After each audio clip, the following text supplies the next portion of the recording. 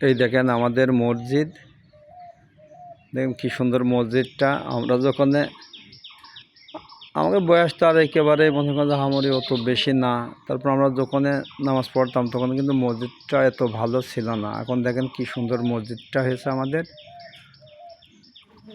আর এই মসজিদই অনেক অনেক পুরনো মসজিদ। এটা মনে করেন যে আমাদের পুরো গ্রাম মিলে এই মসজিদটা ছিল। এখন বর্তমানে এটা ধরে 4টে মসজিদ। তো দেখেন একটা মসজিদ, কিন্তু একটা মসজিদে আরও 3টে মসজিদ হয়েছে, তাহলে মোট 4টে মসজিদ।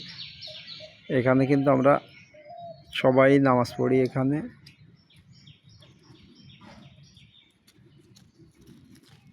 তো মসজিদটা কিন্তু আর আমাদের বাড়ির সাথেই। তো ইনশাল্লাহ আমরা সবাই নামাজ পড়ব, মসজিদ মুখও খেয়াল রাখব, যে যতদূর পারি ইনশাল্লাহ সাহায্য করার চেষ্টা করতে হবে, সাহায্য করতে হবে।